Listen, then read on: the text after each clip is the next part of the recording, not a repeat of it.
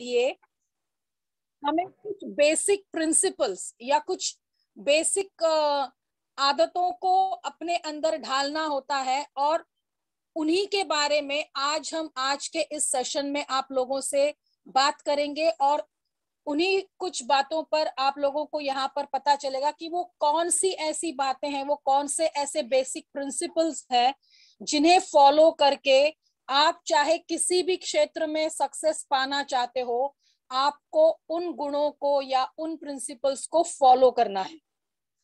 तो चलिए फ्रेंड्स, सबसे पहले तो हम यहाँ पर 2 वीडियोस को देखेंगे, और मैं यहाँ पर आप लोगों से कहूंगी कि आने वाला जो ये 1-1.5 घंटा है, ये आप पूरे दिल और दिमाग के साथ यहाँ पर पूरी तरीके से फोकस करके देखिए, क्योंकि आज यहाँ पर आपको वो सीक्रेट्स मिलने वाले हैं जिससे कि आप अपने जिंदगी को एक नए तरीके से तराश सको।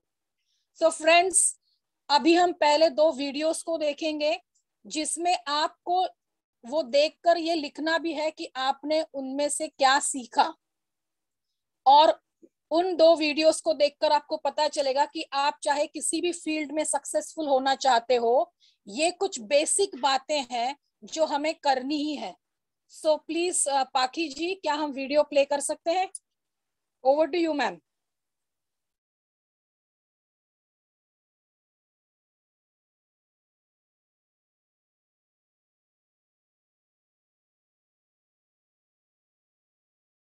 तो जब मैं मुंबई आया, जैसे जवान लोगों के थॉट्स होते हैं कि मैं बहुत पैसे कमाऊंगा, बहुत नाम कमाऊंगा, बड़ा घर करूंगा, दिमाग में 2 मेन चीज़ें इन सब मटेरियल चीज़ों के पीछे थी।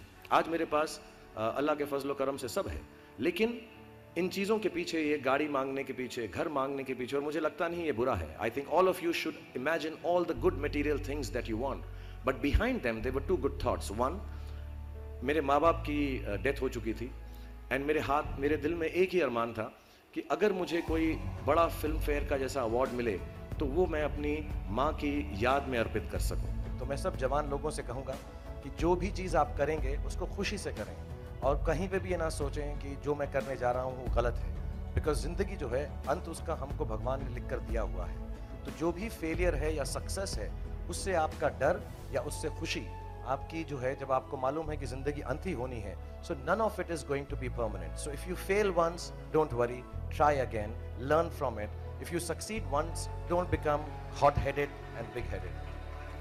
जितने भी जवान पीढ़ी के लोग यहाँ पर हैं मेरे जैसे, जो 20-22 साल के हैं, उन सब से मैं यही गुजारिश करूँगा कि प्रैक्टिकल पर्पसफुलनेस, कि जो काम आप कर रहे हैं उसका कहीं ना कहीं नतीजा, अंजाम मिलना बहुत ज़रूरी है। अगर आप 8 घंटे काम कर रहे हैं तो उसकी आपको तनख्वाह मिलनी चाहिए। अगर आप फिल्मों में काम कर रहे हैं तो आपको उसके लिए अवार्ड मिलना चाहिए। जो भी मटेरियल चीज़ आपके दिल में है, उसकी आस्था, उसका दिमाग में, उसको हमेशा रखें। मैं कभी भी किसी बच्चे को ये नहीं कहूँगा कि सारी ज़िंदगी सोशल वर्क में गुजार दो, अच्छे काम करो, सिर्फ प्रेयर करो। No, I think you should go and get what you want in life, all the material things. You should have a big house for your family, you should have a good car for your elder parents, you should be able to educate your sister and your daughter to the best possible way that you can. Please do all that, but somewhere in your heart remember that each job that you do, जो भी कार्य आप करें, जो भी काम आप करें, उससे कहीं ना कहीं ह्यूमैनिटी का कुछ ना कुछ पॉजिटिव होना ज़रूरी है। जैसा मैं बता रहा था कि जब मैं सुबह उठता हूँ तो यही सोचता हूँ कि जो मैं करने जा रहा हूँ उसके अंदर कोई अच्छी बात है या नहीं, और मैं बहुत किताबें पढ़ता हूँ। As a matter of fact मेरे पास खुद कुछ 15 या 20 हज़ार किताबें मेरे पास घर में हैं, और मैं हर वक्त और मैं दिन में 3 किताबें एक साथ पढ़ता हूँ। एक मैं अपनी गाड़ी में पढ़ता हूँ जब काम पर जा रहा होता हूँ, एक मैं सोने से पहले पढ़ता हूँ, और एक, आप ज़्यादा ना हंसे तो बताऊँ, बाथरूम में पढ़ता हूँ। सो आई रीड ऑल 3 बुक्स, और मैंने बहुत सारी सेल्फ हेल्प और सेल्फ रियलाइजेशन की किताबें भी पढ़ी हैं। जैसा मैंने कहा कि सुबह उठते ही अच्छी थॉट्स सोचो, इस किताब में 2-4 लाइनें और ऐसी हैं जो मुझे लगता है हमको सोचने पर मजबूर करती हैं। If you get up in the morning and if you think only good thoughts, किसी के लिए बुरा मत सोचो, सिर्फ अपना अच्छा सोचो। मैं बड़ा सेल्फिश आदमी हूँ, और मैं बिलीव करता हूँ कि अगर दूसरों का सोचने का मौका ना मिले, अपने लिए भी सिर्फ अच्छी बात सोचो। ये मत सोचो कि दूसरा हार जाए, ये सोचो कि मैं कैसे जीतूँ। It's only a way that you can turn around the same thought, because as this book says, विश्व में किसी भी चीज के भौतिक निर्माण के लिए से पहले उसका विचारों में निर्माण होता है, which is true. I believe all things created in this world are created by our own thoughts. बार बार हर कोई दुनिया के अंदर यही बोलता है कि जो हमारा फ्यूचर है वो यूथ के हाथ में है और हमें अच्छे काम करने चाहिए, अच्छी चीज़ें सोचनी चाहिए। मेरा बिलीफ ये है हर यूथ को कि आपको ज़िंदगी में जो चीज़ चाहिए, जो कमाना है, जो नाम कमाना है, पैसा कमाना है, उससे कभी भी हिचकिचाए नहीं।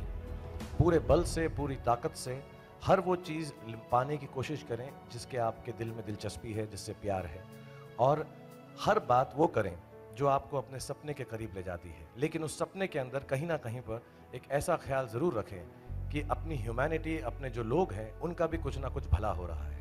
आई don't think it's important to be anyone else. When I came to the industry, जब मैंने अपना काम शुरू किया था तो मैं कोई भी बनना नहीं चाहता था। मैं सिर्फ वो करना चाहता था जो मुझे खुशी मिले। अगर जो दिमाग में आपके आएगा, जो आपके दिल में आए, उस काम से आपको अगर खुशी मिले, अपने माँ बाप के साथ बैठकर उनको समझाएं, क्योंकि कई बार मदर फादर बहुत स्ट्रिक्ट होते हैं कि नहीं, खेलो मत, पढ़ाई करो। I think what you believe in, if you believe in yourself, you will become yourself. It's not important to become a Shahrukh Khan or an x और अ वाई एंड जी।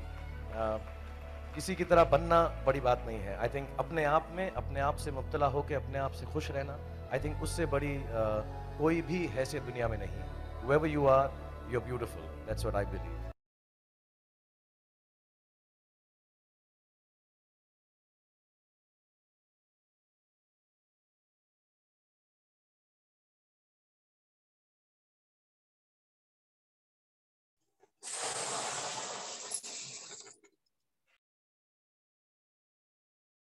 दोस्तों, आपने कई बार सुना होगा कि ये बंदा रातों रात फेमस हो गया, इस कंपनी का वैल्यूएशन रातों रात इतना बढ़ गया। पर क्या सच में ये सब रातों रात होता है? इसे एक रात के पीछे 5 साल 10 साल की मेहनत होती है। साला ये कोई नहीं जानता। बस सबको एक रात में सक्सेस चाहिए, पर उसे एक रात के लिए 5 साल 10 साल जो मेहनत करनी पड़ती है वो कोई नहीं करना चाहता। दोस्त, इस दुनिया में कोई लकी नहीं होता, बंदे की मेहनत ही उसका लक डिसाइड करती है। दुनिया सिर्फ और सिर्फ कामयाबी देखती है, पर उस कामयाबी तक पहुंचने के लिए बंदा कितनी बार फेल हुआ है ये सिर्फ वो अकेला बंदा ही जानता है। Film stars, cricketers, business tycoons, इनकी लाइफ तो ग्लैमरस दिखती है, लेकिन वहां तक पहुंचने के लिए और उसे मेंटेन करने के लिए वो कितनी मेहनत करते हैं, क्या आप जानते हैं? क्योंकि उनकी मेहनत कभी कैमरे के सामने नहीं आती। कैमरे के सामने आता है तो सिर्फ और सिर्फ उनका सक्सेस। और इसी को देखकर हम सबसे बड़ी गलती करते हैं। हम कामयाबी के सपने तो देखते हैं, पर वहां तक पहुंचने के लिए जो मेहनत लगती है वो मेहनत करने के लिए हम तैयार नहीं होते। आपको मैं ऐसे कितने एग्जाम्पल दूं जिनको हमने रातों रात उभरते हुए देखा है, पर उनके इस एक रात के सक्सेस के लिए उन्होंने 10 साल 20 साल मेहनत की होती है। क्योंकि मेहनत तो साला खामोशी से होती है, शोर तो कामयाबी मचाती है। और इसका सबसे बेस्ट एग्जाम्पल है हमारे इंडियन टीम के आज तक के सबसे बेस्ट कप्तान MS धोनी। हमें तो धोनी के बारे में तब पता चला जब धोनी ने एक मैच में 183 नॉट आउट मारा, पर इस काबिलियत के लिए उस बंदे ने खुद को 20 साल तक ट्रेन किया था, तब जाके वो ग्राउंड में परफॉर्म कर पाया। उसेन बोल्ट, जो कि एक स्प्रिंट रनर है, वो अपने लास्ट 3 ओलंपिक्स में मिलाकर केवल 115 सेकंड के लिए भागे हैं, और उसके लिए उन्हें $119 मिलियन मिले थे, यानी कि more than $1 million for 1 second. But उस 115 सेकंड के सक्सेस के लिए उस बंदे ने खुद को 20 साल से ज्यादा ट्रेन किया था। हम सब जानते हैं कि फेसबुक के फाउंडर मार्क ज़करबर्ग 23 के एज में बिलियनियर बन गए थे, पर क्या आप जानते हैं उन्होंने कोडिंग करना 4 साल की उम्र से स्टार्ट किया था, यानी कि कामयाबी मिलने से 19 साल पहले। और ऐसा नहीं है कि उन्होंने सिर्फ फेसबुक बनाया और वो फेमस हो गए। उसके पहले उन्होंने कई सारे सॉफ्टवेयर डेवलप किए थे जिसे कोई नहीं जानता। और अगर आपके अंदर भी किसी एक चीज के लिए 5 से 10 साल मेहनत करने की तैयारी है, तो यकीन मानना ऐसा कोई सपना नहीं है जो तुम पूरा नहीं कर सकते। दोस्त, किसी भी चीज में तुम्हें कामयाबी मिलती है तुम्हारी काबिलियत की वजह से। और याद रखना, काबिलियत कभी एक दिन में नहीं आती, पर मेहनत करते रहो तो एक दिन जरूर आती है। दोस्तों, गैरी वी, जो कि सोशल मीडिया पे एक बहुत ही फेमस पर्सनालिटी है, पर बहुत कम लोग जानते हैं कि इस बंदे ने वीडियोस बनाना स्टार्ट किया था जब ये बंदा 30 साल का था, और ये अपने फैमिली बिजनेस में काम करता था 15 साल की उम्र से। जब उसने अपने फैमिली बिजनेस को कंप्लीटली हैंडल करना स्टार्ट किया, तब पहले ही साल में इनके कंपनी का सेल्स $3 मिलियन से $60 मिलियन तक पहुंच गया था, जिसकी वजह से 31 की एज में यह बंदा मीडिया में काफी फेमस हुआ था। तब उसके स्कूल कॉलेज के कई फ्रेंड्स ने उसे ईमेल किया जो पिछले कुछ सालों से उसके कांटेक्ट में भी नहीं थे। उनमें से बहुत सारे लोगों ने कहा कि Gary, you are very lucky. उस पर इस बंदे ने सबको रिप्लाई दिया कि I am not lucky, I was working for this since last 15 years. एक इंटरव्यू में यह बंदा बताता है कि यह सक्सेसफुल हो पाया बिकॉज उसका लक अच्छा था, इसीलिए नहीं। यह बंदा सक्सेसफुल हुआ उसकी मेहनत की वजह से। जिस वक्त इसके फ्रेंड्स पार्टी करते थे उस वक्त ये बिजनेस समझ रहा था। जब उसका पीयर ग्रुप एंजॉय कर रहा था तब ये बंदा सेल्स सीख रहा था। तो इसमें लक कहां से आ गया बॉस?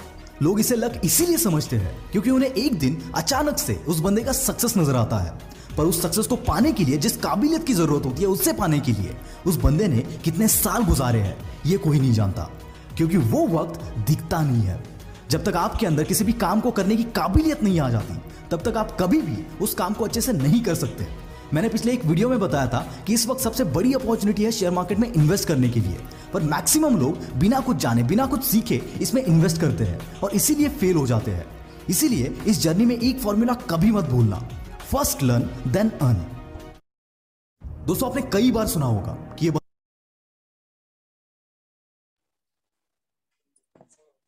यस दोस्तों, आपने वीडियो को बहुत अच्छी तरीके से देख लिया होगा। तो जो 2-4 पॉइंट्स मुझे टच कर गए वो ये है, जैसे कि शाहरुख जी ने कहा कि फेल होना कोई बुरी बात नहीं है। वो कहते हैं ना कि आप बॉक्सिंग मैच में तब हार जाते हो जब आप उठकर खड़े नहीं होते हो, आपके गिरने से कोई अफसोस नहीं है। सो फेल होना कोई बुरी बात नहीं है दोस्तों, लेकिन उस फेलियर से उभरना वो बड़ी बात होती है। तो हमेशा ये बात याद रखिए कि गिरकर हमें फिर से उठना है और उठकर अपने आप को प्रूव करना है, और उठने के बाद उस सक्सेस को अपने सिर में जाने नहीं देना है। और दूसरी बात जो मुझे अभी दूसरे वीडियो में अच्छी लगी कि फर्स्ट लर्न देन अर्न। आमतौर पर लोगों को सब चाहिए होता है, लेकिन उसके लिए जो करना है वो करने का कमिटमेंट, या वो करने के कमिटमेंट से भी आगे बढ़कर मैं ये कहूंगी जुनून, वो नहीं होता और इस वजह से फेल हो जाते हैं। सो फ्रेंड्स, ये तो आपने देखी कि आमतौर पर दुनिया में चाहे कोई भी फील्ड हो, आपको ये तो बेसिक चीजें करनी ही है।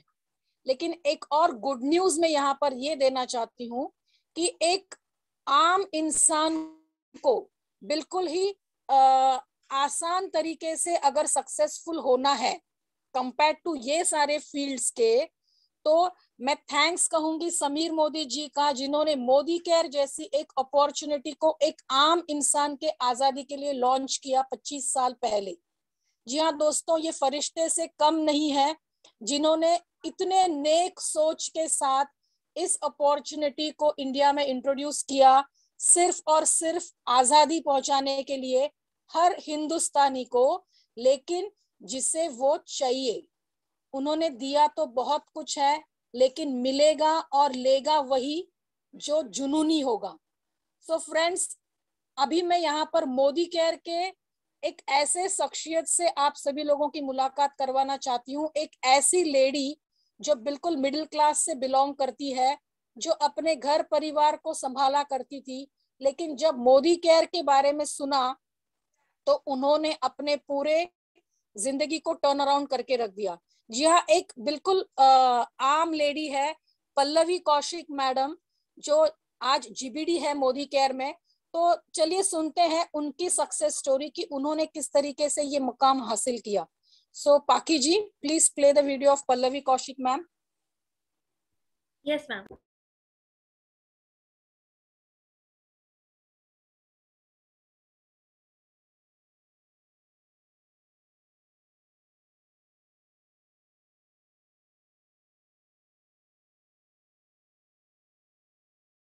सिंपल मिडिल क्लास फैमिली की लड़की, हम 3 बहन भाई, मैं सबसे बड़ी और पढ़ाई में सबसे ज्यादा वीक। मेरे दोनों बहन भाई, मेरी बहन जूड़ा बना के, तेल लगा के, चश्मा लगा के सुबह 4 बजे उठ के पढ़ने वाली, और मैं 11 बजे भी मम्मी पापा उठाते थे तो मैं कहती थी अरे अभी अभी तो 11 ही बजे हैं। मेरा भाई वो भी बहुत पढ़ाई में इंटेलिजेंट इंजीनियर है जिंदल स्टील में, बहन सेंट्रल स्कूल में टीचर है। और मेरे ऊपर हमेशा से एक वो प्रेशर था कि भैया ये पढ़ी भी नहीं है और पता नहीं है क्या करेगी। फाइनली शादी भी मिडिल क्लास फैमिली में हुई, प्राइवेट जॉब करती थी, वही समझ में आती थी। शादी हुई, बेटी हुई, लाइफ बहुत ठीक चल रही थी, ऐसे कुछ बड़े सपने थे नहीं, तो जितना आ रहा था बस उतना सब कुछ पूरा ही था, ठीक ही था। तो बड़े सपने थे भी नहीं तो वो कम भी नहीं लगता था। लेकिन जब बेटी हुई तो जॉब छूटी। सबसे पहले जब जॉब छोड़ी, घर पे रही, तो 3 साल बहुत अच्छा लग रहा था, सुबह घर से जाना नहीं है, शाम को घर आना नहीं है, एक वो टेंशन भरी लाइफ खत्म हो गई है। लेकिन फिर जब डॉटर मेरी 3 साल की हुई और जब उसको स्कूल डालने की बारी आई, वो समय था जिसने मेरे को जिंदगी ने, वो कहते हैं ना, सवाल पूछने के लिए मजबूर किया। तो जब हम अपनी बेटी के लिए स्कूल सर्च कर रहे थे, तो दैट वाज द टाइम जब मुझे लाइफ में समझ आया कि हम जिंदगी में कर क्या रहे हैं। मैं मेरी बेटी का स्कूल सर्च करते हुए ना फीस वाली साइड पे ज्यादा फोकस थी, क्वालिटी वाली साइड पे बिल्कुल फोकस नहीं थी। मुझे ये नहीं समझ आ रहा था कि स्कूल में क्या बेटर होना चाहिए, मैं तो फीस देख रही थी जो हम अफोर्ड कर सकते हैं। तो मैंने कहा यार, इस बच्चे की क्या गलती है, इस बच्चे को हम अपनी मर्जी से इस दुनिया में लाए हैं और best of the best education उसका राइट है, वही हम उसको दे नहीं पा रहे हैं, तो फिर हम कैसे पेरेंट्स हैं? सिर्फ रोटी खिलाना थोड़ी जिम्मेदारी होती है, मुझे भी कुछ करना चाहिए। उनको बोला कि मुझे भी कुछ करना है, इन्होंने बोला ठीक है जो करना है करो, लेकिन 2 काम छोड़ के 8 घंटे तुम घर से बाहर जा नहीं सकती हो क्योंकि प्रायोरिटी है, और दूसरा पैसा मेरे पास है नहीं, तो बिना लगाए कुछ जो होता हो वो कर लो। अब मैं चक्कर खा गई, ऐसे क्या होगा, घर से बाहर जाना नहीं, पैसा लगाना नहीं, करूँ तो करूँ क्या। अब ठीक है, लेकिन कहते हैं जहाँ चाह होती है तो वहाँ रास्ता खुद ब खुद मिलते हैं। तिब्बत मैम और सुरेखा मैम मिली, मोदी केयर समझा, जैसे आप लोगों ने देखा पहली बारी में कुछ खास समझ नहीं आया, लेकिन 2 बातें मुझे समझ में आई। पहली तो ये बात समझ में आई, साबुन सरफ तेल का बिजनेस है, मैं यूज करती हूँ, और अगर इसको खरीद कर इस्तेमाल कर कर पैसा आता है तो ठीक है कर लो, आ गया तो बल्ले बल्ले, नहीं आया तो भी बल्ले बल्ले, क्योंकि आज से पहले भी तो आ रहा था नहीं। यही सोच के बिजनेस शुरू किया था। 160 रुपए महीने की पहले महीने की जो इनकम थी वो सिर्फ 160 रुपीज थी, जिसको देख के मेरे हस्बैंड इतने आप बबूला हुए थे कि भैया ये दोनों मैडमों को ब्लॉक कर और अब ये काम नहीं करना। मैंने कहा नहीं नहीं, साबुन सरफ तेल ही तो आपको क्या दिक्कत है, 7वें महीने फ्री भी आएगा। कहते अच्छा अभी एक और पागल बनाने वाला काम, 7 महीने 5 महीने का ना सामान खरीदने का लॉलीपॉप दिया है तुम्हारे हाथ में। मैं कहा कोई बात नहीं, खरीदने दो। इन्होंने बोला चल ठीक है। इनको लगता था 7वें महीने फ्री नहीं आएगा, मुझे बिलीव था कि आएगा, क्योंकि मैंने यहाँ पर आकर इवेंट देखा था, इन्होंने नहीं देखा था, तो मुझे पता था कि मोदी केयर में क्या सक्सेस मिल सकती है। तो 7वें महीने जब प्रोडक्ट फ्री आए तो इन्होंने बोला फ्री नहीं है, तुमने पेमेंट दिया। मैंने कहा नहीं, बिल देखो 0 है। तो यहाँ से इनको एक चीज समझ में आई, पैसा आएगा नहीं आएगा बात की बात, लेकिन हर 7वें महीने सामान तो फ्री आएगा। ठीक है भैया, राशन खरीद लो। सामान खरीदना शुरू किया। 160 रुपए महीने का चेक 400 में बदला, 10,000 में बदला, 50 में बदला, लाख में बदला, 1.5 में बदला, 2 में बदला, और आज 3 लाख रुपए महीने का मोदी केयर। दोस्तों, सपना कोई भी बड़ा नहीं होता, सिर्फ और सिर्फ आपका हौसला बड़ा होना चाहिए। 4,000 रुपए के कमरे के किराए से हमने घर पे हम रहते थे, उस कमरे का किराया होता था 4,000 रुपए, जो देना बहुत भारी लगता था। और आज 4,000 रुपए पार्किंग का देते हैं अपनी गाड़ी को खड़े करने के लिए। ये लाइफस्टाइल सिर्फ और सिर्फ मोदी केयर देता है। अचीवमेंट आगे की मेरे हस्बैंड आपको बताएंगे। Good Modi care morning. ऐसा फील हो रहा है कि अभी ये जो आरबीडी पे माला मिली है, इसमें मेरे गले में दर्द हो गया। आप यकीन मानोगे, मैं तो ये सोच रहा हूँ कि जीबीडी की माला कैसी होगी, जीबीडी की माला कैसी होगी। तो दोस्तों, नाम संजय अरोड़ा। इस बिजनेस लाइफ में आया आज से 4.25 साल पहले। जैसा कि पल्लवी जी ने बताया, Surekha Bhargava ma'am and Tripat Datta ma'am हमारे घर पे आई थी। मतलब दोस्तों, उस टाइम पे ना मैं इस बिजनेस की पावर को नहीं समझ पाया था, लाखों रुपए को नहीं समझ पाया था। बाहर की लाइफ में घिस रहा था, 10-10 घंटे लाखों रुपए लगा के काम करता था। पहले जॉब करता था, फिर अपना काम चालू करा, क्योंकि बाहर की लाइफ में ना बिना पैसा लगाए पैसा आ जाए ऐसा हो नहीं सकता था। बट वाइफ ने बोला कि ये बिजनेस मैं चालू करूंगी, यहाँ से लाखों रुपए आएगा, गाड़ी आएगी। मैंने कहा तेरे को ना वाकई में कुछ नहीं समझ, तू रहने दे इस बिजनेस को। मैंने सच बता रहा हूँ, मैंने इतना फोर्स करा इस बिजनेस को बना करने के लिए। कई बार तो मैं इवेंट में आता था वाइफ को छोड़ने के लिए, अब यकीन मानोगे 2-2 घंटे बाहर घूम के चला जाता था। और आज देखो पावर मोदी केयर की इवेंट में यहाँ पे लाके खड़ा कर दिया। ये पावर दोस्तों मोदी केयर की। जैसे कि वाइफ ने बताया 160 रुपए का चेक आया था। यस दोस्तों, मैं सोफे में बैठा हुआ था, मेरे को वाइफ ने बोला देखो मोदी केयर से 1 महीने की मैंने खरीदारी करी और मेरे को 160 रुपए दिया। दोस्तों, मैंने इसका मजाक बनाया था। मैंने कहा 160 रुपए से आप घर खर्च चलाओगे? क्यों? क्योंकि वाइफ ने मेरे को यहाँ पे बिजनेस दिखाया, ये नहीं दिखाया कि मैं सामान लूंगी। पहले महीने की इनकम 160 रुपए की आई, अब जाके पता चलता है कि सबकी ऐसे आती है। तो तब वाइफ ने बताया कि 6 महीने सामान फ्री मिलेंगे, विश्वास नहीं हुआ। 7वें महीने विश्वास हुआ। बट मैंने जो हाँ करी ना दोस्तों, वो लॉयल्टी को देख कर करी। कि पैसा आए चाहे पैसा ना आए, मगर 7वें महीने सामान फ्री देगा मोदी केयर। देखो बाहर की लाइफ में मैं 50-55 हजार कमाता था, 7वें महीने 4,000 3,000 बच जाए मेरे लिए बहुत बड़ी बात है। बट यही सोचकर मैंने मोदी केयर की परमिशन दी दोस्तों। तो रिजल्ट ये हुआ, जब वाइफ का चेक बढ़ता गया, मैं अपने काम में मस्त था। मैं सुबह जाता था, शाम को आता था, सुबह जाता था, शाम को आता था। जब वाइफ का चेक आया 50,000 रुपए का, तब मेरे को बोला पल्लवी जी ने कि संजय जी इस महीने का मेरा चेक 50,000 रुपए का आया। फ्रेंड आप यकीन मानोगे मेरे तोते उड़ गए थे 50,000 सुन के। क्यों? क्योंकि 50,000 रुपए बाहर की लाइफ में बहुत बड़ी रकम होती है। बट हम जब 1 और 1 11 हुए तो रिजल्ट ये आया कि 1,60,000 3 लाख रुपए में कन्वर्ट हो चुकी है दोस्तों। इतना नहीं, यहाँ से 3 ट्रिप ले चुके हैं, यहाँ से बैलिनो कार ले चुके हैं। ये सारी अचीवमेंट है। 4,000 के घर में घर मोदी केयर की इनकम से बुक करा चुके हैं। Ma'am and triple ma'am, thank you very much.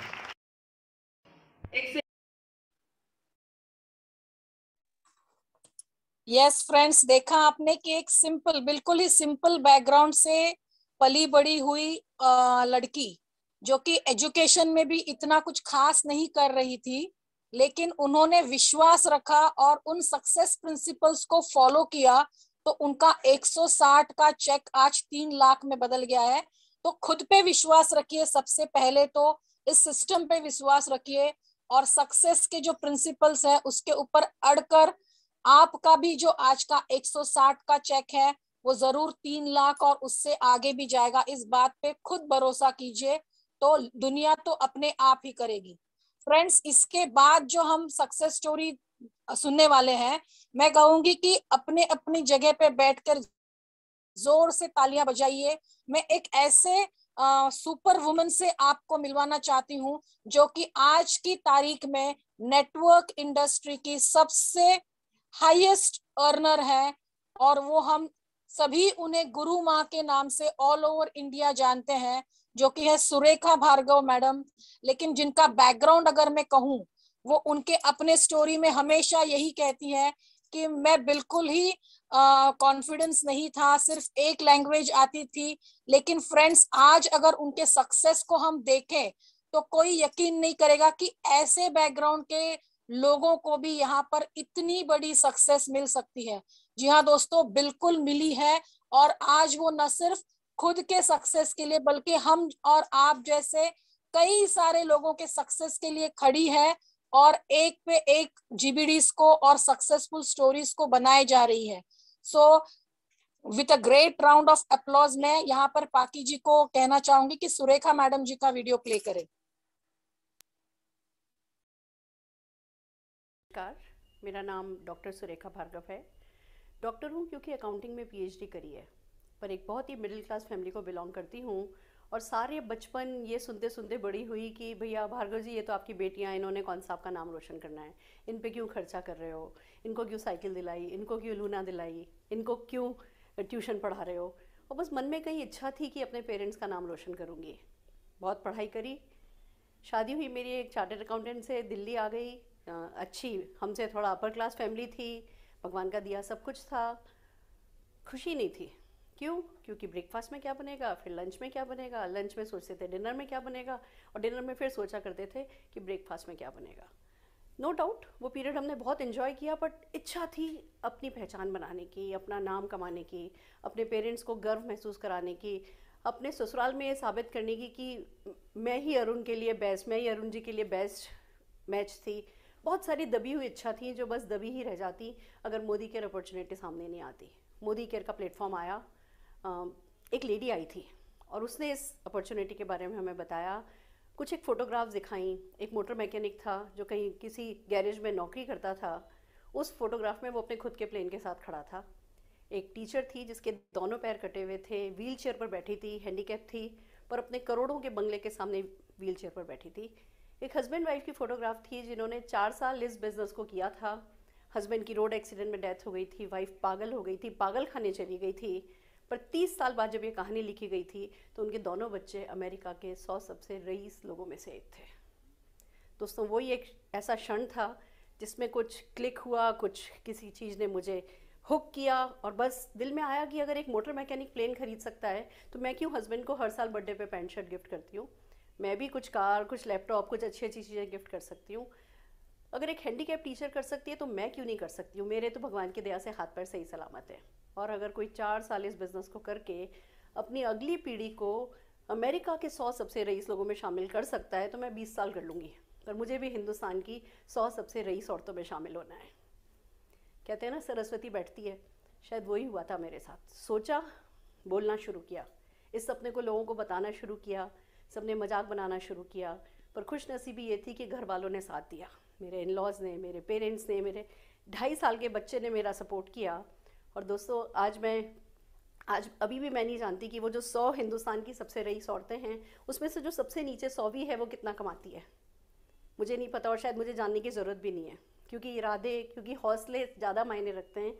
Hindustan की 100 सबसे रईस तो मैं अभी नहीं बनी हूँ, पर हाँ इंडस्ट्री की, नेटवर्क मार्केटिंग इंडस्ट्री की सबसे रईस औरत मैं बन पाई हूँ। 167 रुपीज़ के छोटे से चेक से शुरू किया था, 70 लाख रुपए के चेक तक गई हूँ। एक मारुति 800, वो जिसमें हाथ से खिड़की ऊपर चढ़ाई जाती थी, उस कार से शुरू किया था तो मर्सिडीज़ GL तक जा पाई हूँ। सपने बड़े होते गए, सपने पूरे होते गए, हौसले बड़े होते गए, अच्छे से अच्छे लोग इस रास्ते में मिलते चले गए। समझ में आया कि आप लाइफ ऑफ सिग्निफिकेंस लीड कर सकते हो, आप दूसरों की ज़िंदगी को छू सकते हो, आप लोगों को सफल होना सिखा सकते हो, आप एक सार्थक जीवन जी सकते हो। तो नशा सा चढ़ गया, मज़ा आने लगा, फॉरेन ट्रिप एंजॉय करने लगे, अच्छा सा घर बना लिया, बच्चे को पढ़ाया लिखाया। एक आइडियल लाइफ होती है ना जो कोई जीना चाहता है, वो लाइफ हम जीने लगे, अच्छी लाइफ थी। ऐसे में दोस्तों एक ऐसा हादसा ज़िंदगी में हुआ जिसने सब कुछ बदल के रख दिया। मेरे हस्बैंड अरुण भार्गव, जो कि अपने हर प्रेजेंटेशन में कहा करते थे कि मैकडोनल्ड का मालिक देखो रे क्रॉक 6 फीट ज़मीन के नीचे दफन है, फिर भी हर दिन $1 बिलियन पर मंथ कमाता है, फिर भी हर दिन $1 बिलियन पर मंथ कमाता है। वो हर प्रेजेंटेशन में ये कहानी बताते थे और बताते थे कि नेटवर्क मार्केटिंग के थ्रू परमानेंट इनकम कमाई जा सकती है। हम भी वो कमाना चाहते थे, पर हमें नहीं पता था कि हम उसकी इतनी बड़ी कहानी हम बन पाएंगे, उसका इतना बड़ा डेमोन्स्ट्रेशन हम कर पाएंगे। दोस्तों 11 साल पहले मेरे हस्बैंड को, अरुण भार्गव जी को ब्रेन हेमरेज हुआ। 11 साल वो बेड पर रहे, वो पैरालाइज रहे, डिसेबल रहे, पर खुश रहे, राजा जैसे लेटे थे, क्योंकि मोदी केयर करके लेटे थे। परमानेंट इनकम आती गई। बीच में 6 साल जब मैं उनकी सेवा कर रही थी, उस समय भी हमारी लगभग 5 लाख रुपए महीने की इनकम थी। वो हर महीने बिना कुछ किए घर आ जाती थी। तब पता चला कि परमानेंट इनकम क्या होती है, पैसिव इनकम क्या होती है। मेरे हस्बैंड हमेशा कहते थे, समझ आए तो कर लो, नहीं समझ आए तो भी कर लो, पसंद आए तो कर लो, नहीं पसंद आए तो भी कर लो। उन्होंने किया। एक चार्टर्ड अकाउंटेंट होते हुए, अपनी ईगो बड़ी सी होते हुए, इस बिना किसी इन्वेस्टमेंट को बिजनेस को करना, बिना किसी इन्वेस्टमेंट को बिजनेस को करना, समझना भी उनके लिए आसान नहीं था, पर उन्होंने समझा, उन्होंने किया। दोस्तों अभी कुछ दिन पहले वो इस दुनिया में नहीं रहे। वो हम सबको छोड़ करके चले गए, पर राजा जैसे जिए और राजा जैसे शान से गए। दोस्तों मेरे हस्बैंड हमेशा कहते थे, ये बिज़नेस समझ आए तो कर लो, नहीं समझ आए तो कर लो, पसंद आए तो कर लो, ना पसंद आए तो भी कर लो, क्योंकि तुम्हें नहीं पता इस बिज़नेस की तुम्हें।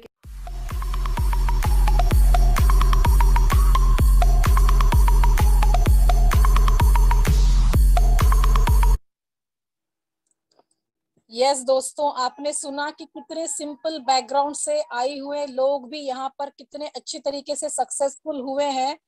और जैसे कि मैडम ने कहा कि समझ आए तो कर लो, ना समझ आए तो कर लो। फ्रेंड्स कुछ ऐसी ही कहानी है मेरी भी।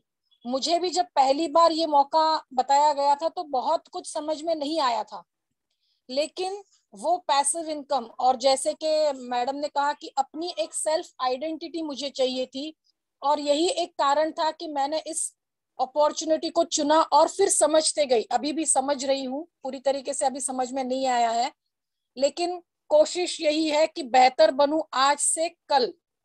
और फ्रेंड्स आज के, जैसे कि मैडम ने कहा कि हमारे जुबान पर सरस्वती बैठी होती है, तो मैं आज का ये मौका बिल्कुल गंवाना नहीं चाहती हूँ। मैं भी एक सिंपल मिडिल क्लास बैकग्राउंड से बिलोंग करती हूँ, जो ट्यूशंस लिया करती थी।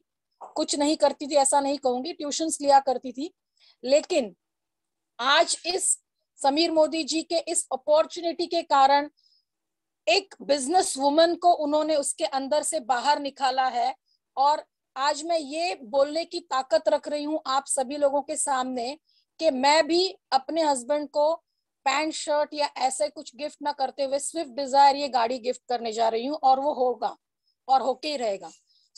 इस मौके को मैं छोड़ना नहीं चाहती थी, तो मैंने यहाँ पे डिक्लेयर कर दिया है। और अपनी एक आइडेंटिटी कि हाँ, अपूर्वा जोशी भी कोई एक मैडम है जो मोदी केयर से सक्सेस हासिल की है, और जैसे आज इनकी सक्सेस स्टोरी दिखाई गई है, एक दिन मेरी भी सक्सेस स्टोरी होगी।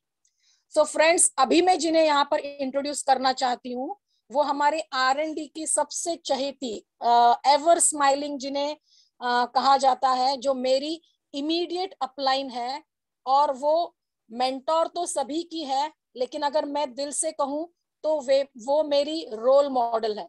जी हाँ फ्रेंड्स, मैं उनकी तरह बनना चाहती हूँ, और कोशिश यही है कि उनसे सीखकर मैं अपने आप को उस तरीके से ढाल सकूं, और जिनके इतने सारे चैलेंजेस के बावजूद भी उन्होंने ठान ली थी कि बस मुझे सक्सेस हासिल करनी है, और उन्होंने वो करके दिखाया, और वो भी उस पीरियड में जहां पर पूरी दुनिया थम चुकी थी। जी हाँ दोस्तों, लॉकडाउन में उन्होंने GBD का टाइटल अचीव किया है। तो आज मुझे बहुत गर्व हो रहा है, और ये बहुत सौभाग्य की बात है कि मुझे आज उन्हें इनवाइट करने का मौका मिल रहा है। तो मैं यहाँ पर हमारे बदलापुर से जो हमारी GBD मैडम है, हेमलता करमरकर मैम, उन्हें यहाँ पर इनवाइट करना चाहती हूँ कि वो अपने सक्सेस के स्टोरी को यहाँ पर शेयर कर सके, जिससे हम लोगों को उससे कुछ सीख मिल सके। Over to you ma'am, and Suhas sir, over to you. Welcome. Thank you very much Apoorva for nice words. And yes दोस्तों, गुड मोदी के मॉर्निंग एवरीवन। आज हमारी फैमिली, R&D फैमिली साथ में है, हमारी सक्सेस स्टोरी सुनने के लिए साथ में है। So thank you very much, आप लोग ने समय निकाला सुनने के लिए। और आप भी, मुझे पता है कि आप जानना चाहते हो कि सक्सेस जैसे मिलती है तो उसके क्या क्या प्रिंसिपल्स है, और आप भी वो उस मुकाम पे पहुंचना चाहते हो। शुरुआत करने से पहले सबसे पहले थैंक्स करना चाहूंगी हमारे सारे अपलाइंस का, धीमन सर, हमारी रश्मि मैडम, सुधीर भिड़े सर, सुषमा मैडम, और जो मेरे डायरेक्ट अपलाइन मेधा केड़कर, इनको सारे को थैंक्स कहना चाहूंगी। सबसे बड़ा थैंक कहना चाहूंगी समीर मोदी सर का, कि जिन्होंने ये मौका हमें दिया है हमारी लाइफ को चेंज करने का। इस ग्रेटिट्यूड के साथ चलिए आगे बढ़ते हैं। हम हमारी स्टोरी शेयर करना चाहते हैं, लेकिन स्टोरी शेयर करते समय आपको ध्यान देना है कि क्या एक्चुअली बदलाव हमने लाया था, हमें अपने आप में क्या बदलाव लाया था। ये बात को यदि आप समझ जाते हो, सीख लेते हो, तो आप भी वो बदलाव लाके अपनी जिंदगी में चेंज ला सकते हो, आप सक्सेस पा सकते हो। वैसे तो अभी भी बहुत मुकाम पे पहुंचना है, बड़ा अभी एक पड़ाव है, GBD एक पड़ाव है, लेकिन और भी बहुत आगे बढ़ना है। लेकिन इसकी शुरुआत जो है वो बहुत साल पहले हुई थी। जैसे अभी आपने वीडियो में देखा था कि उसके पीछे बहुत मेहनत थी, जो मेहनत दिखाई नहीं देती है, वो मेहनत जो है वो बहुत बड़ी मेहनत है। वो क्या है, किस तरीके से है, क्या मेहनत है, और कैसे एंजॉय किया, ये सारी चीजें हम आज आपको शेयर करेंगे। तो मैं सबसे पहले इनवाइट करना चाहती हूँ मेरे बेटर हाफ सुहास करमरकर जी को, वो अपने बारे में थोड़ा सा बताएं। Good morning morning. और सबसे पहले thank you Sameer sir for wonderful opportunity, जो हमें जो आर्थिक आजादी देने के लिए उन्होंने लाई है। उसके साथ साथ जो कंपनी स्टाफ है वो दिन रात हमारे लिए मेहनत कर रहे हैं, उनके लिए भी बहुत थैंक्स। एंड हमारे सारे अपलाइन, उनके लिए, क्योंकि उनके गाइडेंस के बिना ये पॉसिबल नहीं था, बिल्कुल ही पॉसिबल नहीं था। तो हम दोनों मतलब मिडिल क्लास फैमिली से ही बिलोंग करते हैं। मेरे पिताजी शुगर टेक्नोलॉजिस्ट थे और सर्विस करते थे शुगर फैक्ट्री में, और मेरा जो बचपन है वो पूरा शुगर फैक्ट्री की एक कॉलोनी थी उसमें गया है। और हमारी पूरी फैमिली में यही मतलब प्रिंसिपल था कि आप अच्छा एजुकेशन ले लो और एक अच्छी नौकरी आप ढूंढो, और वो जिंदगी भर करते हो। तो वही मैंने फॉलो किया। मैंने एजुकेशन किया, केमिकल इंजीनियर किया, और बाद में एक अच्छी जॉब मुझे मिल गई। और मुंबई में उस समय मतलब मैं जो कंपनी में सर्विस करता था वो मुंबई में सबसे अच्छी सैलरी देने वाली कंपनी थी, और बहुत अच्छी सैलरी थी, बिल्कुल कुछ मतलब ऐसी तकलीफ नहीं थी, क्योंकि जॉब मिलने के बाद 2 या 2.5 साल के अंदर ही मैं मेरा थाना का फ्लैट परचेस कर सका था। बाद में वो परचेस करने के बाद एक पूना में भी हमारा एक सेकंड होम, सिंहगढ़ के नीचे एक सेकंड होम हमारा तैयार हो गया था। मतलब ऐसे फाइनेंशियल सब कुछ ठीक था, मतलब कुछ ऐसे तकलीफ नहीं थी। लेकिन जैसे ये मौका हमारे सामने आया, मेरे ब्रदर इन लॉ जो थे उन्होंने ये मौका हमारे सामने रखा, और सबसे पहले तो हमारा बिल्कुल विश्वास नहीं था कि ये सब चीजें करके इतना सारा पैसा मिल सकता है, ये मुझे तो बिल्कुल पॉसिबल नहीं लग रहा है। लेकिन थैंक्स कि जो मेरे मतलब ब्रदर इन लॉ थे वो सिस्टम फॉलो कर रहे थे, उन्होंने उनके अपलाइन को पूछा कि ऐसा ऐसा मेरा एक प्रोस्पेक्ट बोल रहा है तो मैं क्या जवाब दूं। तो उन्होंने मुझे कुछ बुक पढ़ने के लिए मतलब अपलाइन, उनके अपलाइन है, उन्होंने सजेस्ट किया कि ये सब बुक है वो उनको दे दो पढ़ने के लिए। और मुझे पढ़ने का शौक तो पहले से था, तो मुझे तो वो अच्छा ही लगा कि बुक ही पढ़ना है ना तो क्या है। तो वो 3 या 4 बुक उन्होंने दिए थे, वो पढ़ने के बाद मेरी आंखें खुली हो गई कि ये बिजनेस दिखने में बहुत मतलब छोटा, मतलब कुछ भी नहीं है बिजनेस ऐसा, हमारा बिजनेस कहाँ भी दिखता नहीं है बिजनेस, लेकिन ये बिजनेस बहुत कुछ दे सकता है। ये जो पोटेंशियल ये बिजनेस का, वो बुक पढ़ने के बाद मुझे समझ में आया। तो हमने डिसाइड किया कि ये हम करेंगे, क्योंकि ट्राई करने में मतलब हमारा कुछ इन्वेस्टमेंट नहीं है उसमें, तो ट्राई करने के लिए कुछ भी हमारा जाता नहीं। तो हमने डिसाइड किया कि ये करना है बिजनेस। और उतने में और एक कंपनी के बारे में, मतलब वो ब्रदर इन लॉ ने कुछ फॉरेन कंपनी के बारे में हमको बताया था, और इनकी एक फ्रेंड थी, उन्होंने एक इंडियन कंपनी के बारे में ये बताया। तो वो बुक में बहुत अच्छी तरह से लिखा आया था कि अगर आपको गेट अ लाइफ बुक का नाम है, उसमें बहुत अच्छी तरह से लिखा हुआ था कि आपको अगर ये बिजनेस करना है तो कंपनी सिलेक्ट करने के लिए ये क्राइटेरियाज है, और लीगल नेटवर्क मार्केटिंग कंपनी क्या है वो जानने के लिए ये क्राइटेरियाज है। तो हमने पूरा स्टडी किया, तो ये दोनों कंपनियां जो है वो लीगल नेटवर्क मार्केटिंग के जो नॉर्म्स है वो पूरे पहले से फॉलो कर रहे थे। तो हमने डिसाइड किया कि वो फॉरेन कंपनी क्यों करें, हम इंडियन कंपनी को चूज करें। और मुझे बिल्कुल अभी अफसोस नहीं हो रहा है, क्योंकि अभी हमारी कंपनी नंबर 1 कंपनी और इंटरनेशनल भी होने जा रही है। तो शुरू में बहुत तकलीफ थी, क्योंकि मेरा जो स्वभाव प्रकृति है वो बिल्कुल ये जो मतलब लोगों का ऐसा लगता है कि जो बहुत ज्यादा बात करता है या पब्लिक रिलेशन अच्छा है वो ये बिजनेस अच्छी तरह से कर पाएगा, लेकिन वैसा बिल्कुल नहीं है। आप कुछ भी इस बिजनेस से, क्योंकि ये बिजनेस इसी प्रिंसिपल पे कि आपके खुद के एफर्ट्स के ऊपर आपको ये सक्सेस मिलने वाला नहीं है, आपको काफी लोगों के एफर्ट्स के ऊपर भी आप सक्सेस पा सकते हो। तो जो क्वालिटी मुझमें नहीं है वो मेरे पहचान में तो ऐसे काफी लोग होंगे कि जो मुझमें क्वालिटी नहीं वो उनमें है, जो पब्लिक रिलेशन में बहुत वीक पब्लिक रिलेशन में, लेकिन मेरे पहचान में ऐसे काफी लोग हैं वो पब्लिक रिलेशन में बहुत अच्छे हैं। तो हमने जो हमको सिखाया गया कि स्पॉन्सर योर वीकनेस, तो हमने वही किया कि हमारी जो वीकनेस है पहले उनको स्पॉन्सर करो, और धीरे धीरे ये हमारा बिजनेस बढ़ते गया। और सबसे पहली बात हमने ये की कि शुरू में तो बिल्कुल नॉलेज नहीं था इस बिजनेस का, क्योंकि हमारे पूरे फैमिली में बिजनेस का भी किसी को पता नहीं था। मुझे लगता है हम पहले ही लोग दो है कि वो कोई हमारे फैमिली में बिजनेस शुरू किया है, तो बिजनेस का भी पता नहीं था। तो सीखना पड़ा, जो भी हम हमारे सामने कुछ प्रॉब्लम आता था वो हम अपलाइन से शेयर कर देते थे, और अपलाइन गाइड करता था, और उसी तरह से हम सीखते गए। सबसे पहले तो इवेंट अटेंड करना जो है वो सबसे पहले हमको समझ में आया कि इवेंट अटेंड करने के बिना इसमें सक्सेस पॉसिबल नहीं है। तो हम कुछ भी करके वो एक भी इवेंट हम मिस नहीं करते थे, कैसे भी मैनेज करके वो हर इवेंट मैनेज अटेंड करते थे, और हर एक इवेंट में कुछ ना कुछ आपको सीखने को मिलता है।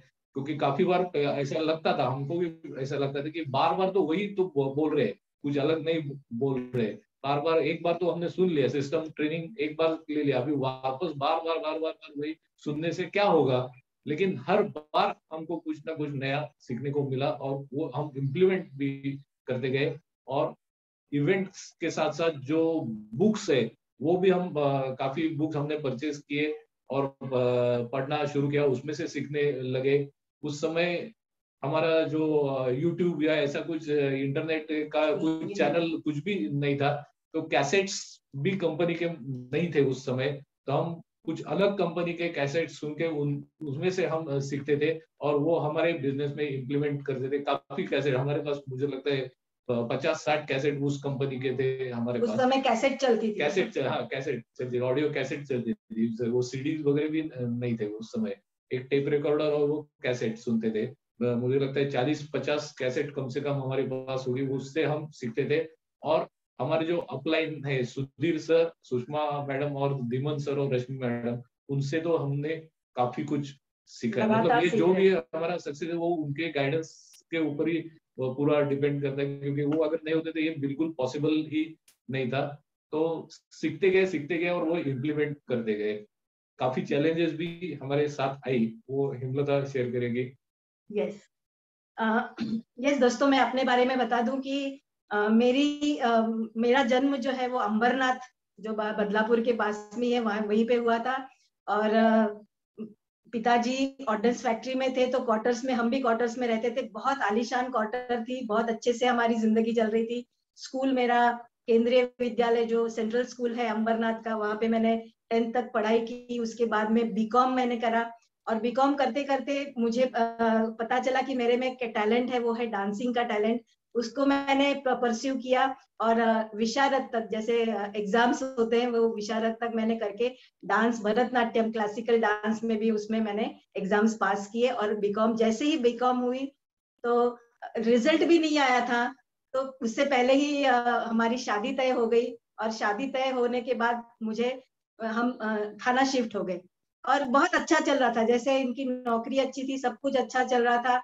मैं बहुत खुश थी कि अपना खुद का घर है, 25 साल की उम्र में खुद का घर है, तो ये सारी चीजें अच्छा लग रहा था।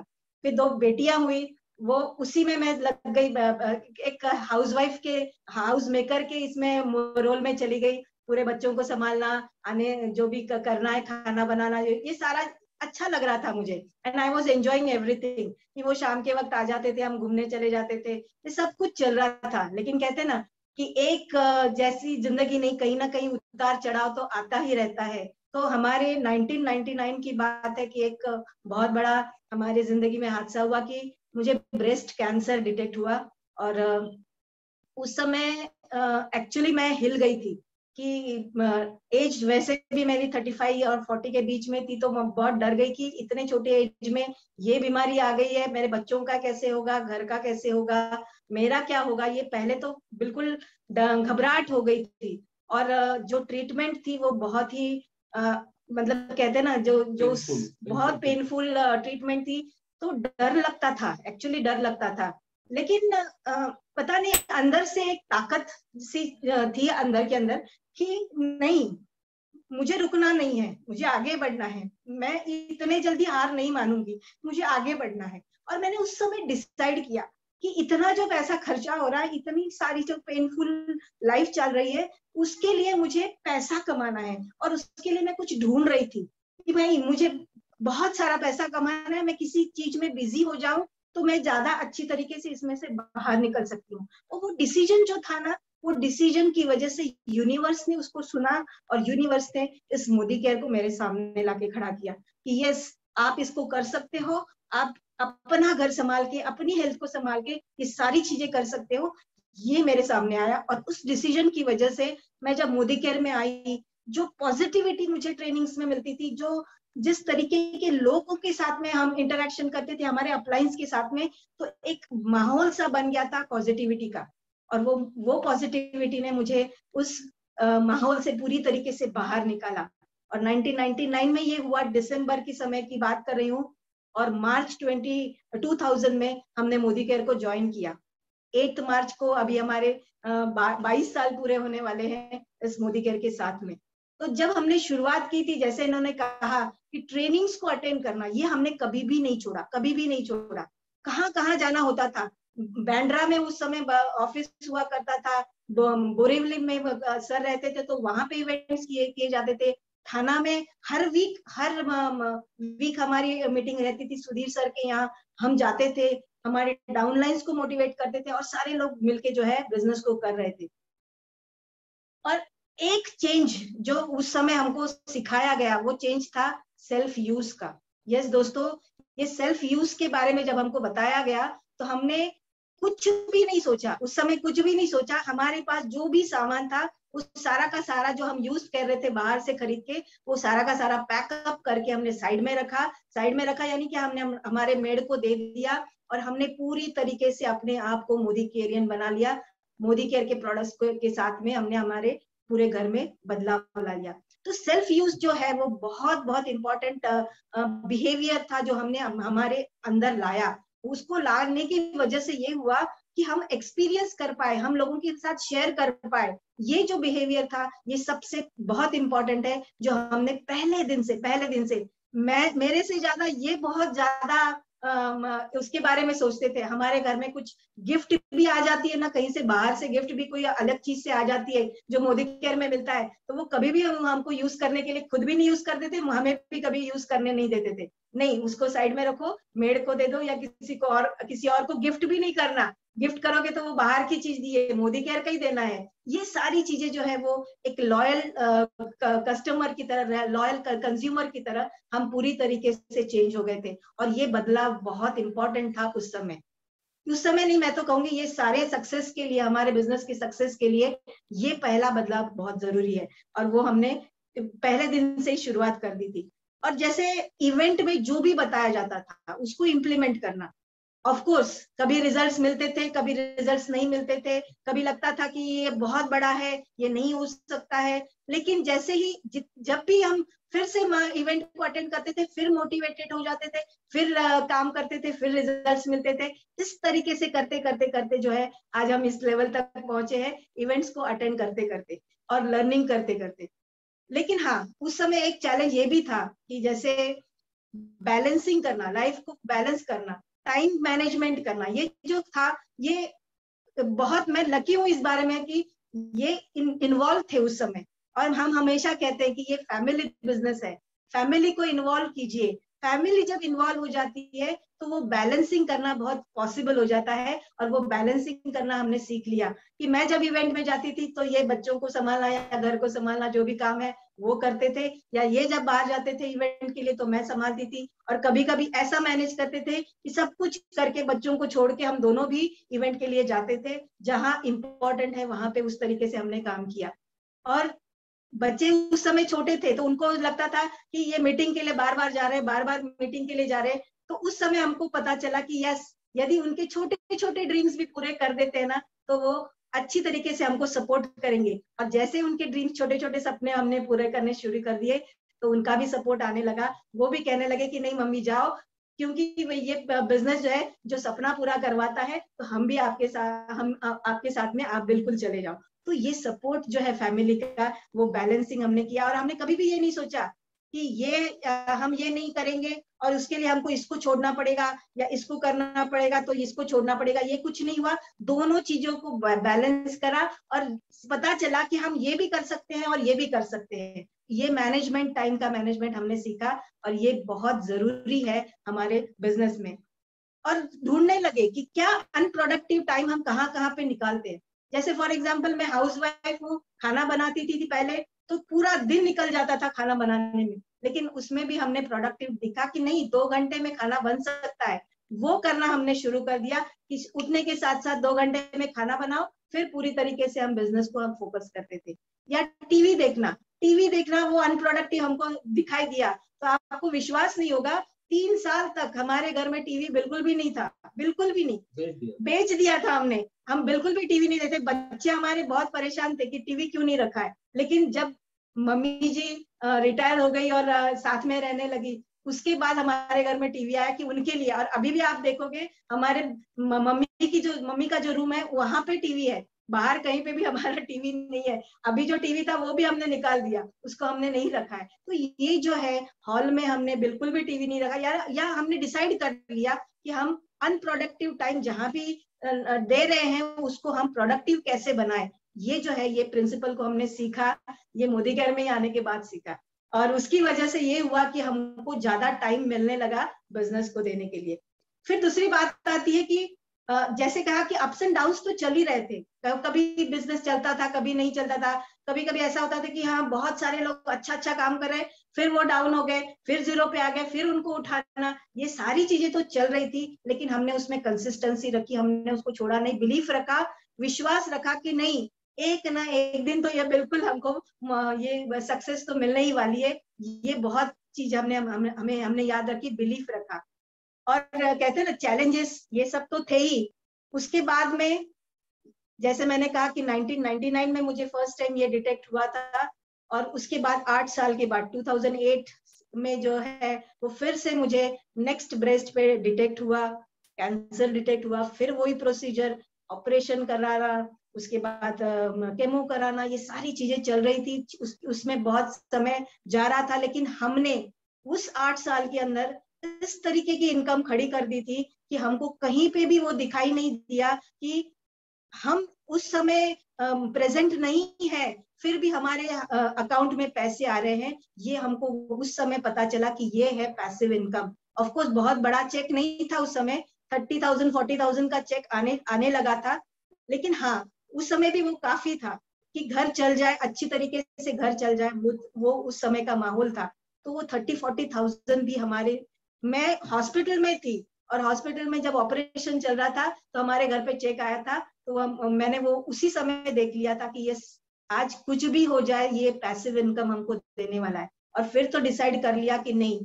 और उस समय जैसे कहते हैं ना कि ये सारे जो हमने प्रिंसिपल सीखे थे, जो ट्रेनिंग्स ली थी, उसकी वजह से बहुत जल्दी जो सेकंड हमें मुझे हुआ था उसमें बहुत जल्दी मैं उसमें से बाहर निकल गई थी। मैं कहीं पे भी रुकी नहीं थी, मेरे सारे बाल निकल चुके थे एक्चुअली वो केमो में, लेकिन फिर भी मैं बैंड लगा लगा के ट्रेनिंग में आती थी। बहुत सारे लोगों ने देखा भी होगा, वो जो स्कार्फ है वो स्कार्फ लगा लगा के मैं जाती थी। वो पावर जो है वो मुझे मोदी केयर ने दिया था, हमारे अपलायंस ने दिया था कि yes you can do it, और इसमें से निकलना मुझे बहुत आसान हो गया।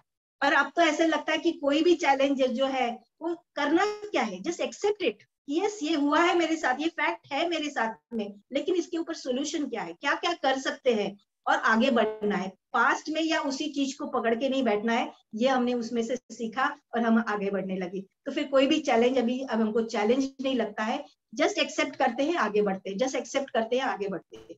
ये बहुत हमको मोदी केयर के ट्रेनिंग से सीखने को मिला। नेक्स्ट बात जो है ग्रोथ की। दोस्तों ग्रोथ कब हुई? एक्चुअली ग्रोथ उस समय हुई जब हमने ओनरशिप ली हमारे बिजनेस की। ओनरशिप, हम क्या करते थे, हाँ कर रहे हैं, अपलाइन ट्रेनिंग कर रहे हैं, हम सीख रहे हैं, जा रहे हैं, ये सब चल रहा था, लेकिन कभी भी ओनरशिप नहीं ली थी, लीडरशिप की क्वालिटी या प्रिंसिपल को नहीं समझा था, उसके स्किल को नहीं समझा था। तब तक जो है वो ग्रोथ एक्चुअली अच्छी तरीके से नहीं हो रही थी। लेकिन जब हमने वो ग्रोथ लीडरशिप ली, वो प्रिंसिपल्स को समझा, वो स्किल्स को समझा और इम्प्लीमेंट करने लगे, ओनरशिप लेने लगे, तो ग्रोथ तो बिल्कुल ऐसे होने लगी कि स्टेप बाय स्टेप जो है हमारे इनकम में भी ग्रोथ होने लगी, हमारे ग्रुप में भी ग्रोथ होने लगी, और हमारे टाइटल्स में भी ग्रोथ होने लगी। तो ये ग्रोथ की जो बात है वो सबसे पहले कब जाएगी, जब आप डिसाइड करते हो कि यस मुझे ग्रो करना है, मुझे आगे बढ़ना है। ये डिसीजन हमने उस समय लिया तो हमारे साथ में ये ग्रोथ आई। और उस समय माइंडसेट जो है वो बहुत जरूरी है कि ग्रोथ हमको बहुत बड़ी लगती है, जीबीडी टाइटल बहुत बड़ा है, बहुत बड़ा है, हमको भी लगता था, लेकिन हमने वो माइंडसेट बना लिया था कि नहीं हमको जीबीडी बनना है। रोज मैं लिखती थी I am GBD, I am GBD, I am GBD, रोज लिखती थी, रोज विजुअलाइज करती थी, रोज मेडिटेशन में थैंक्स बोलती थी कि यस आई एम जीबीडी। और उस तरीके की मतलब कहते ना act as if I am at GBD, और उस तरीके से मैं एक्ट करती थी। तो उसकी वजह से हुआ क्या, वो रियल में हमारे साथ में हो गया, हम जीबीडी बन गए। तो ये सारी जो बातें हैं ना, ये सारी प्रिंसिपल्स, ये सारी चीजें हमने यहाँ मोदी केयर से सीखी है, जिसका सिर्फ और सिर्फ मोदी केयर में नहीं, हमारी लाइफ में, हमारे बच्चों के अंदर ये सारी चीजें जो है वो बहुत अच्छी तरीके से उन्होंने सीख के अपनी लाइफ में भी वो बहुत अच्छा कर रहे हैं। तो ये ग्रोथ है। और एक और बात हमने यहाँ से सीखी कि फाइनेंशियल एजुकेशन। बहुत पहले हम हमारे साथ क्या होता था, हम जब जॉब करते थे तो हर 25 दिन के 25 जब तारीख आती थी तो हम वेट करते थे कि कब हमारे नेक्स्ट इनका ये जो सैलरी आएगी, वो वेट करते थे। उस समय हमको वेट करना पड़ता था। लेकिन अब यहाँ पे हमने पूरी तरीके से सीख लिया है कि सेविंग कैसे करना है, खर्चा कैसे करना है, चैरिटी कैसे की जाती है। पहले तो हम चैरिटी के बारे में सोचते भी नहीं थे, आज वो सोचते हैं कि किस तरीके से चैरिटी भी कर सकते हैं, और हमने वो करना भी शुरू कर दिया, तो बहुत खुशी होती है। तो ये सारी जो फाइनेंशियल एजुकेशन जो है वो भी करते करते बिजनेस को करते करते ये भी हमको बहुत अच्छी तरीके से सीखने मिला। उसके लिए हम थैंक्स कहेंगे एजुकेशन को हमारे। और फॉरेन ट्रिप्स, यस, सबसे पहले जो फॉरेन ट्रिप हमको मिली थी 2004 में, 3 साल के बाद फर्स्ट फॉरेन ट्रिप सिंगापुर की मिली। और उस समय सच नहीं लग रहा था एक्चुअली कि मैं और फॉरेन ट्रिप जाऊंगी, क्योंकि हमको लगता था कि फॉरेन ट्रिप जाना यानी बहुत बड़ी बात है। और 2004 में जब मैं गई और उस समय जो माहौल देखा, उस समय जो फॉरेन ट्रिप की टेस्ट जो हमने ली थी, उसके बाद तो फिर एक